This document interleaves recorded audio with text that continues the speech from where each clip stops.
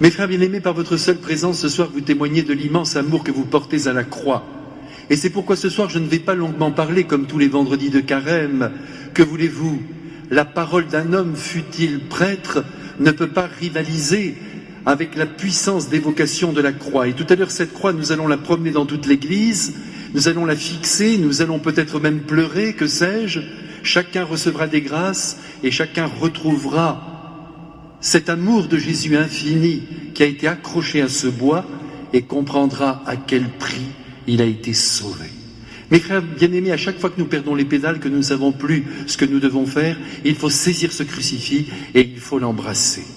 Cependant, mes frères, si vous me le permettez, ce soir, je voudrais vous dire deux petites choses. Voyez, je vous avais déjà promis de ne pas parler longtemps et ça part mal. Mais enfin, je vais quand même vous dire ces deux petites choses. La première chose, je voudrais que vous la remarquiez avec moi, c'est que Jésus est extrêmement courageux. Il a devant lui ses assassins, les chefs des prêtres, les pharisiens, qui cherchent à le faire arrêter et à le faire tuer. Ils sont là devant lui, il leur raconte une histoire où il les met en scène. Vous vous rendez compte?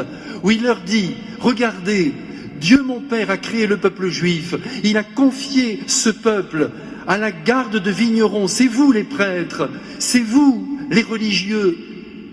Lorsque les prophètes sont venus pour vous réveiller un peu, parce que vous aussi, vous aviez perdu un peu les pédales, eh bien vous les avez tués. Et finalement, Dieu a décidé d'envoyer son Fils. Jésus aurait pu dire, vous l'avez devant vous.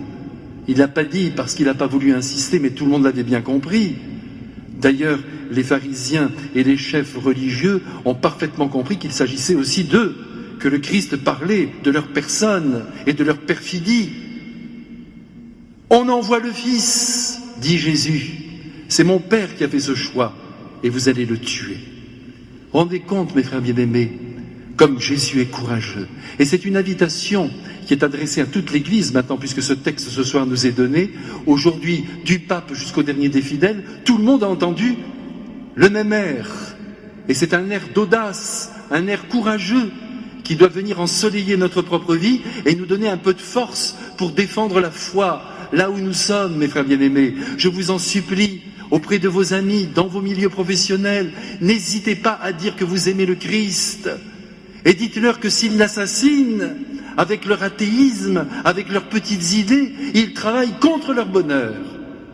Voilà la première chose que je voulais vous dire et que vous devez répercuter autour de vous. C'est capital, mes frères. Comment voulez-vous que le monde s'évangélise si vous ne faites pas preuve de courage et de conviction? Il n'y a que les hommes convaincus qui sont écoutés. N'oubliez pas cela, mes frères.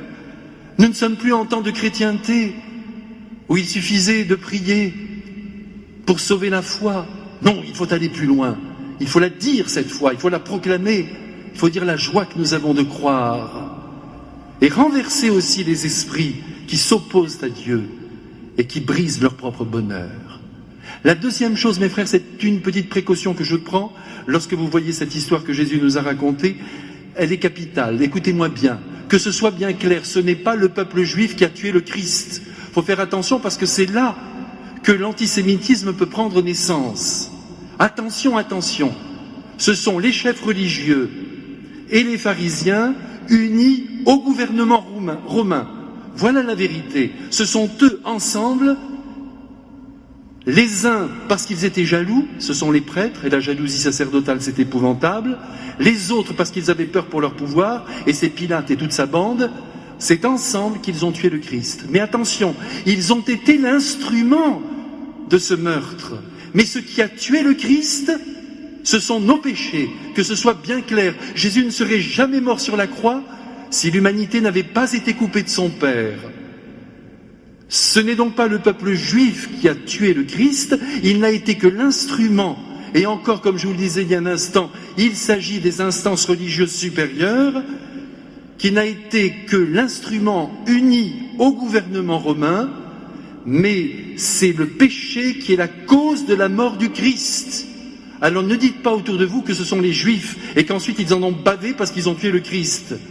Ça, ce sont des propos mensongers qui blessent Jésus, qui, je vous le rappelle, est juif, qui blessent la Sainte Vierge, qui, je vous le rappelle, est juive, qui blessent les apôtres, qui sont tous juifs, et fiers de l'être, c'est sûr, puisque c'est le peuple élu.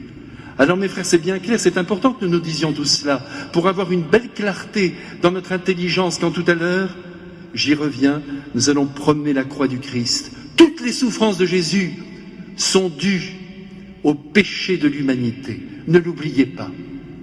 Gardons bien ça dans notre cœur et prenons la décision pour les quelques semaines qui nous restent avant que nous connaissions l'éblouissement de Pâques, prenons la décision de diminuer nos péchés.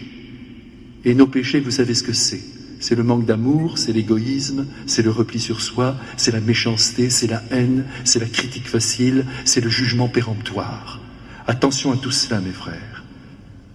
C'est parce qu'on a calomnié le Christ qu'il est mort. Tout est dit.